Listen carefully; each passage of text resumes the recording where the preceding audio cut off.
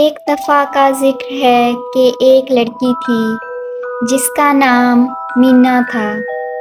مینا کو کتابیں پڑھنے کا بہت شوق تھا، خاص طور پر وہ پریوں کی کہانیاں بڑے شوق سے پڑھتی تھی۔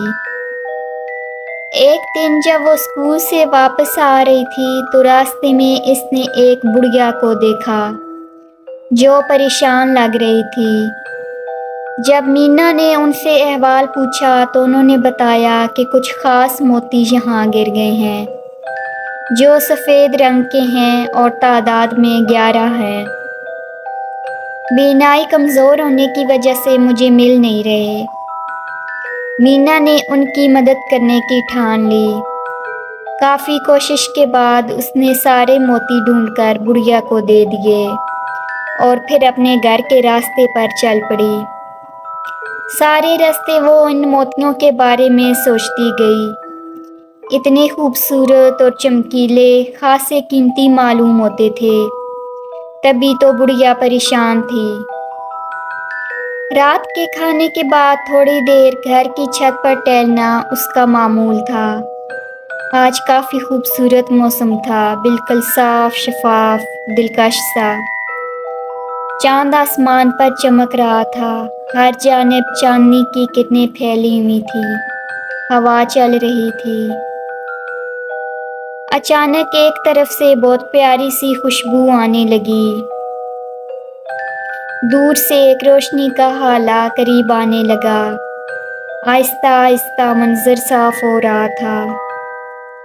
اس کی اڑان کچھ تتلی کی مانند تھی۔ جب وہ قریب آئی تو وہ ایک بہت ہی حسین و جمیل سفید لباس میں ملبوس، ہاتھ میں چھڑی لیے ایک پری تھی۔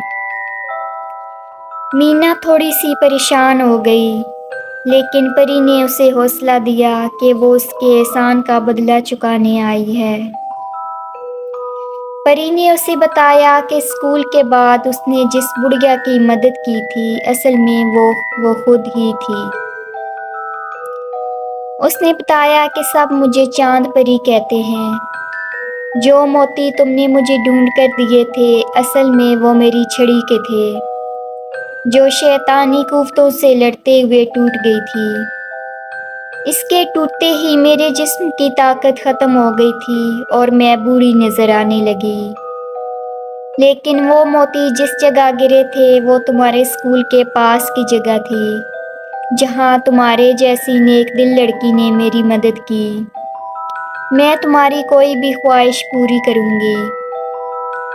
مینا نے جھٹ سے پرستان دیکھنے کی خواہش ظاہر کر دی۔ پری نے مینا کا ہاتھ پکڑا اور چھڑی گھمائی تو وہ فوراً پرستان کے دروازے پر پہنچ گئیں جو بادلوں اور اوس سے ڈھکا ہوا تھا۔ وہ اندر داخل ہوئی۔ پرستان بہت حسین و دلکش تھا۔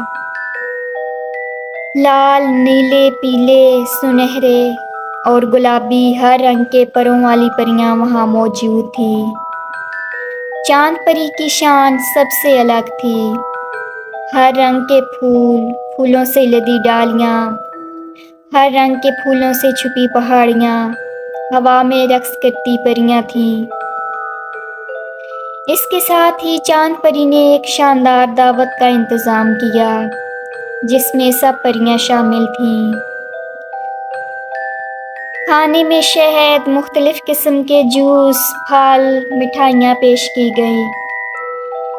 پھر محل میں گھومنے کے بعد وہ ایک لائبریری میں گئیں جہاں سے اس نے کہانیوں کی کتابیں ساتھ لے جانے کے لیے رکھ لیں۔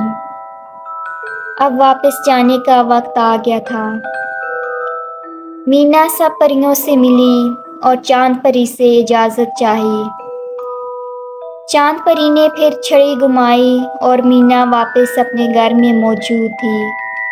اس کے ہاتھ میں بہت سی کتابیں تھیں جو کہ چاند پری نے اسے تحفے میں دی تھی اور مینا بہت خوش تھی کہ اس کی سب سے بڑی خواہش پرستان دیکھنے کی پوری ہو گئی ہے۔